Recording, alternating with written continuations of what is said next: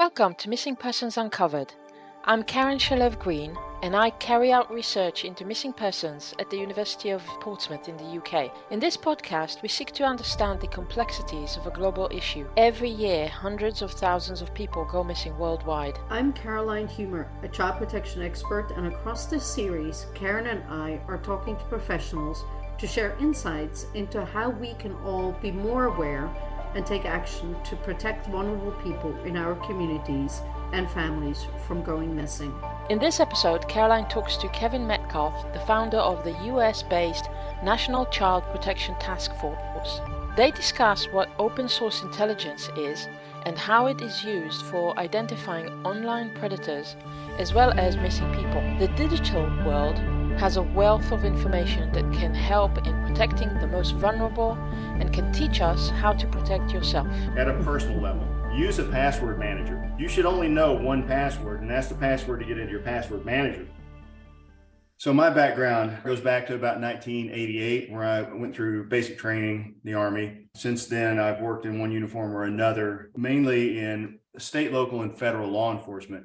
A lot of work on the street, just getting to know people, getting to know patrol, getting to know all of that. And that was one of the more, I guess, interesting and fun times of my life. It's a whole different spectrum of behavioral understanding when you're working the streets and you see really the underside, the backside of things. I primarily worked in counterterrorism on the federal side, and I left federal law enforcement back in 2007 as a only parent. Had my girls by myself since they were 2 and 5, and now they're out of high school, college. Being a single parent gave me another perspective. I got to see more, and my kids were very open with me, had a lot of discussions, so they would actually give me a lot of intel through these years. I left federal law enforcement with the intent of going back to the U.S. Attorney's Office, where I had some connections, and my girls were finally settled, so I just stayed where I was at and took a state prosecuting job. And I've been doing that for about 12 years. I'm still on as a deputy prosecuting attorney with Washington County, Arkansas. I still work very closely with them, and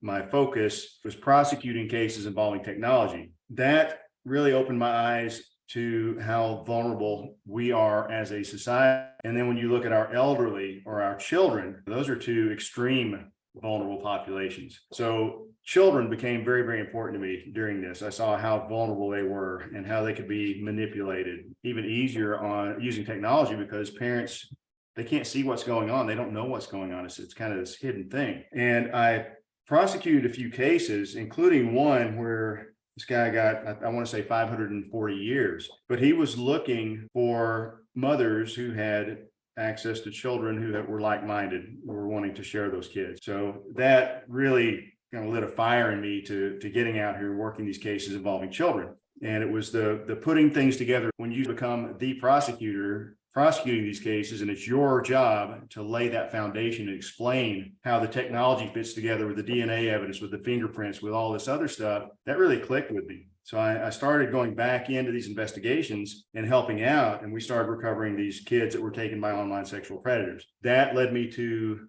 kind of blew up on me a few years ago. I was asked to speak at these national conferences, and every time I did, I would have people saying, if you need any help, let me know. So I would reach out to them for different skill sets, and they would help me recover a kid or arrest a predator or a trafficker, and they were hooked. And pretty soon this network started forming of what we have now, and it became the National Child Protection Task Force. We have law enforcement here in the U.S., we also have international. I teach for Interpol, for CPOL, Europol, and the learning here. There's a quote by Abraham Lincoln: give me 6 hours to chop down a tree, I'll spend 4 hours sharpening my axe. The way that we sharpen our axe on technology is we jump into terrorism cases, property crimes, drug crimes, doesn't matter. We work a ton of homicides. So it doesn't matter what we do, but when you get into working with technology with the DEA, the marshals, and all these other people, see how they're doing it. Then you're working through Interpol with these international agencies and see how they do it. And you pull all these lessons together. That's essentially what we're doing with the National Child Protection Task Force. We are looking at investigative tradecraft. That's amazing career level that you've done and getting into this space. I think anybody that we've interviewed at our guests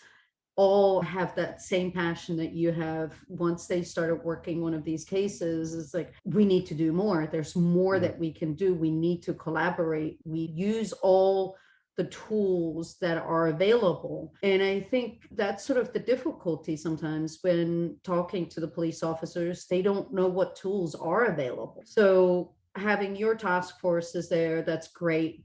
But then also, I think in general, what we don't realize is how much information is out there that's accessible for anybody. One of the things that have come up quite a bit in conversations is that there's open source intelligence. And I wonder if there is an actual definition around that, or if it's just more something that's grown gradually. So open source intelligence, that word has become quite obscure over the years. Let's go back before the internet. There was open source intelligence way back, decades ago. Newspapers, magazines, anything that was written up and made public. You could go and pull newspaper articles on different things and have that's open source. I can go get that. The idea is publicly available information that's out there that you don't have a paywall for, to put into modern terms. So open source is anything that you could go right now. You could log into Facebook, Instagram, Snapchat, whatever. And if somebody doesn't have their privacy settings at an appropriate level, let's say, if they're just open, anybody can go look at all their stuff. It's kind of like having your house where you just leave the front door open and you got a whole bunch of glass windows and all the curtains are open. It's kind of like that. You can see everything that's going on in there. There's that. And then you have different privacy levels. So once you establish that privacy setting, it's no longer open source. That's stuff that person wants to keep hidden. Now, there are a lot of things we expose to the world that become open source that we never intended to. But purely speaking, open source intelligence is just something that you can access that you shouldn't have to pay for, but that is requiring more and more skill as time goes on to find where it's at. It has grown gradually with the internet in a way, because the more information there is on the internet, the more we discuss what is open source or free and what is paid. And that changes over time as well, depending on the service that you're using. Your analogy, what you said about the house, actually makes a lot of sense, that you find a lot of information. When we go back to missing person cases, what kind of information are we actually looking for to give to law enforcement or to find that missing person? You're looking at a needle in a haystack, really, when you're opening up the internet. That's being the analogy of a house. Where do you start looking? So the National Child Protection Task Force, one of the things that we decided to specialize, or that we did specialize in, and we still do, is missing persons. It was primarily missing children, but we help out on anything. That is, I think, one of the most difficult investigations to grasp, especially if there's no note saying, I'm leaving, I'm going away, don't look for me. If you're an adult, that creates a whole different thing. But if you're a kid, it doesn't matter. We're going to go look for you. Where do you start? That is the question of all times. Let's look at the runaway loophole. What we know is that predators are grooming children. They're developing this illusion of trust. They are building this connection. They're looking for that gap between parent and child. Sometimes these children have eating disorders, or they'll have depression, anxiety. There's something there. In one case, this girl felt like her parents and college counselor weren't listening to her. And I saw this in the chats, and I saw that was it. This is the end this person needs. Oh, your parents aren't listening. I'll listen. Let's talk about what you want to talk about. And this illusion of trust develops. The next step is isolation from friends, from family, isolation from everybody. And then the last step is, well, why don't you come stay with me for a week? Just stay with us. And you can come here. Don't worry about anything. But you need to make sure your parents know you're running away. Leave a note. What that step does then is removes law enforcement from the equation. Nobody is looking for that child. And we have labels that we use. I'll just throw this out there. One of the most horrible ones I hear a lot of is throwaway kids, often being referred to with foster care or reservation kids. We have been pushing, and I still think kids are either missing or they're not. You have two choices. Either they're under the control and supervision of a responsible, caring adult, or they're not. That's it, period. So when we have that step where law enforcement is removed, then you've got a child out here on the streets with no resources, no ability to take care of themselves, and they're at the mercy of whoever will pull them in. And there are plenty of people who will do that. How do we bridge that gap between this child was here at this home, now they're a runaway that nobody's looking for? How do we find them? Well, the open source that you referred to, that where do you look? Sometimes we find evidence of these kids, and this is one of the things, one of our projects that we were doing is once we finish a case, we would take the bad guys, the predators, the traffickers, their recruiters, the bottoms, the whole network they're using. I would get as much information I could get, phone numbers, emails, usernames, social media handles, whatever. And we would take that information and go back and say, where were these people active on the internet? We would search subreddits, Discord channels, you name it. And then what we would start finding is that these people were active in homework sites. Some of these recruiters, they're helping kids with homework, and they're pretty good at it. They're not just out here throwing crap with them. They're actually working in languages and literature and things, and they're helping kids. And that's a trust developing mechanism there. They're also in eating disorder sites. We found them in there. We found them anywhere kids are going to be congregating and they're going to be vulnerable. For law enforcement, that's tough. How do you go out and find this stuff? It's a needle in a haystack. It is a needle in a haystack. So how does the National Child Protection Task Force get involved with parents?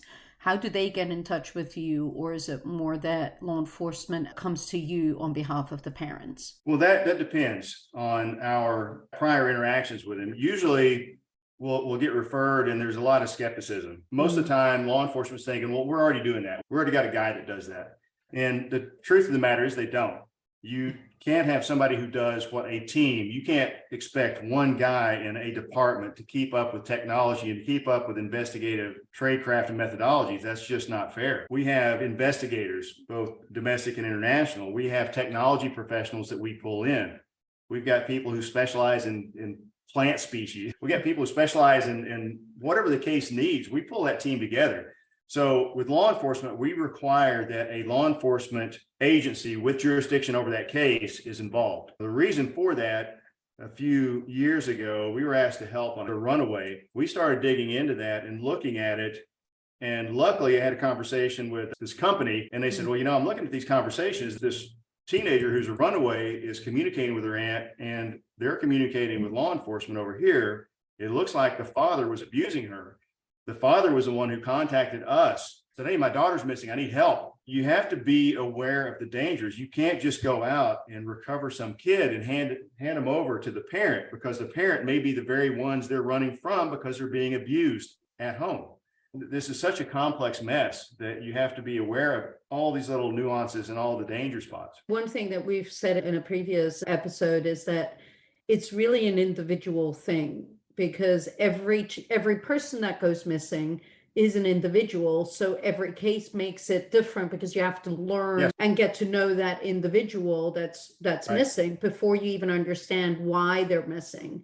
And that's why labels don't help, because we start blaming the person that goes missing versus the circumstances around it. That's sort of the tough part. That's where the intelligence gathering that you're doing is really helpful. And that then provides sort of an insight into that person's circumstances. You're essentially looking for chats, for posts that are out there from either the person that's missing or then the person that they've been chatting with. If that's right. A chat, is there any other information that you're looking for? In the past, when working exploitation cases, we just throw things into Google, see what comes up of what other profiles they may have, or is there a phone number associated with the right. profile or anything like that. But this becomes more complex. Each case is an individual we're looking at. One case where this teenage girl was missing, her father was the head of an IT department at a college. So she was very technically savvy. We actually had to go to her school and start digging into a couple of levels, and actually then started finding some of the connected devices. So you have to understand the missing person. And you mentioned exploitation. The three things that we work in primarily: exploitation, which, as you know, but for people listening, exploitation, just to oversimplify it, this is where children are raped and sexually abused, and these videos and images are captured, and that becomes pretty much a commodity in and of itself. It's traded actively on dark websites primarily. You've got human trafficking, where these extremely vulnerable people are sold day after day after day. You keep hearing the comparison with selling drugs: sell a drug once, sell a person many times. It's very true. $billion industry. The third one that we really are prioritizing right now is rape by proxy. I think the French came up with that. I really like the term, where primarily the top three consumers, US, UK, and Australia, men, on an encrypted video chat like this, let's say, and I'll say, I'll give you, you have access to kids, you're living in horrible poverty, you can't pay anything or feed yourself. I'll give you $10 if you'll do this to that kid while I watch. And that's extremely hard because there's no leftover evidence, or there's no evidence remaining. It's all conducted on this end-to-end encrypted live stream video. But that kind of ties into some of the sex tourism that we're also looking into. And sextortion has become a huge thing pretty much everywhere. But we've worked several cases here that resulted in the death of a child by suicide because of sextortion. Sextortion as a crime has exploded over the last year, where anyone can be targeted. Kevin explains how open source intelligence is being used to find personal information about someone online and how it leads to sextortion. One of the things that I see a lot of that is being exploited is just the general lack of operational security by the average person, password hygiene. So for sextortion, for example, what I see a lot of is, and it doesn't necessarily have to be an ex-boyfriend. Okay, for example, New York State, I worked with the New York State Police, or we did. They had run dry on a teenager who had killed herself right before her graduation. She was being extorted with images of herself that they had obtained from her accounts. And we tracked these two people to Pakistan. It's a numbers game. And what we see, and I think that would be the most helpful to your listeners. So, rhetorical question for your listeners right now. How many of you reuse a password? How many of you know a password you use and you use it on your social media accounts? You use it on Google, you use it on something else. Let's say I'm just looking around on the web. I see somebody attractive. I look and I say, who is this? I find social media. I find out what state you live. I start looking. I find your email. From that, I can probably find your passwords. If your password hygiene is low, another rhetorical question, how many of you have been involved in a data breach? Should be everybody listening to this. So all I have to do is get your login credentials, your email and your password, and I'll try various ones. Why do you think we have these CAPTCHAs, I'm human, on here? It's because we're running scripts, trying to log into everything. These attacks are going on. So what they'll do is they'll get into your Snapchat, they'll get into your Instagram, they'll get into your Google account, they'll start looking through your photos, through your connections, through anything else that will lead them to something with that gold mine of images. This happened to celebrities. This hacking occurs because we're lazy and we're reusing passwords, and the criminals are using open source intelligence against us. So they find an attractive woman, attractive girl, and they go in and get your images. Next thing you know, I'm sending them to you saying, if you don't want your family and your friends, if you don't want this posted all over the internet with your name and address, send me money and send me more images, send me more videos, send me more. And it never stops. You can't escape it once that gets started. We also see the same thing with boys. So here's another one for the men listening to me. How many of you men, and if you can't see me right now, I'm an old bald guy with a gray beard, that have these attractive early 20s women in bikinis that want to friend me. A lot of very naive young men with low self-esteem will friend these girls, get into these video chats, will perform for them. And then next thing they know, this is this sextortion thing. That's where next thing they know, they're receiving a video of this act they just performed and saying, we're going to send this to your parents, we're going to send this to your friends and family and expose you to everybody. Kevin talks further on how exploitation is interlinked with going missing. I worked on this. I think she was in her mid-20s, attractive nurse. I think she had 2 kids at home. She went out for a jog and just disappeared.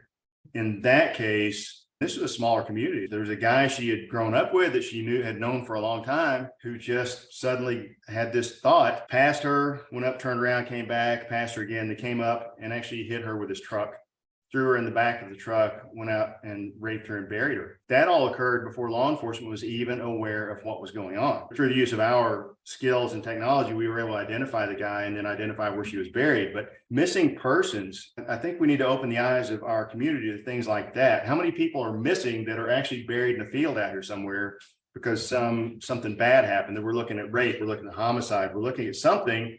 That missing person is evidence.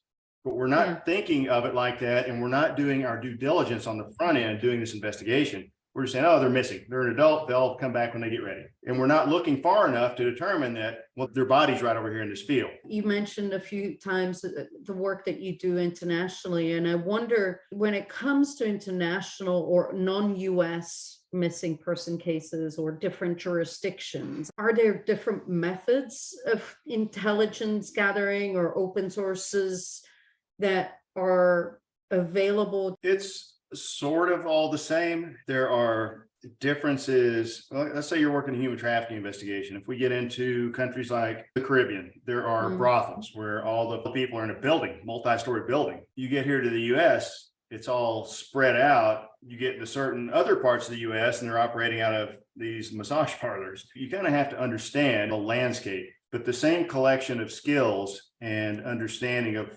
where information resides on the internet and how you can find it, that's kind of all the same.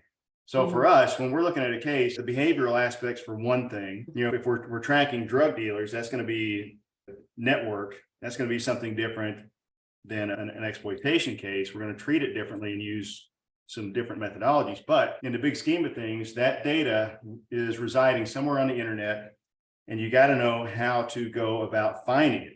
And then what you do once you find it. But for us, the big thing internationally with missing persons, especially when it gets to the point of we think foul play is involved, or we think that they've only got a few more hours left, then you start getting into this emergency. That's when we come in with, you need to do legal process. So we help with search warrants as well. We also have a team of active duty prosecutors that are part of the NCPTF. We also go to places internationally and trained prosecutors. We actually go from jury selection through closing argument with it. Anyway, so the international, a lot of them, because of the MLAT process, the Mutual Legal Aid Treaty, if you're outside the US and you need data from Facebook and you request it, you're probably looking at a year before you're going to get that. That's not going to be much help. So they're not used to working with this. However, if somebody's life is in danger, they can then go to Facebook and say, we need this, an emergency, we need this. But they're not familiar with it because it's just kind of rare for them to get that. That's one of the things where we'll say, we'll go in and do an open source survey of this missing person and their connections, who have they been talking to. We want to do a face-to-face or this video meeting with law enforcement. We need to know, who is this person? What do they do? What are their hobbies? They go to school. What do they do with their life? Who do they communicate with on a regular basis? And we start looking at them, their family.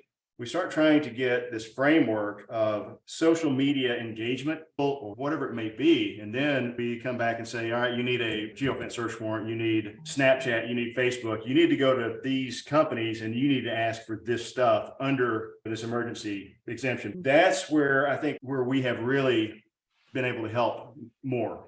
That's again a part of the puzzle pieces of putting it all together, of the intelligence. You've got the open source, and you've got the due processes to get information from the social media platforms or other platforms that have information that you need to then actually put the whole puzzle together without realizing what the picture looks like at the end. One of the things that occurs to me, and you've mentioned it previously, that there's a lot happening on the dark web. Can you use these methods on the dark web, or is that completely different? It is completely different than searching on what's referred to as a clear web, like the standard Google searches. The dark web, the main power we have over there are using tools that have scraped essentially, and they're data lakes. They're collections of conversations, collections of posts, of discussions, these post discussions. There are these collections of data. They're massive. They center around almost everything from fraud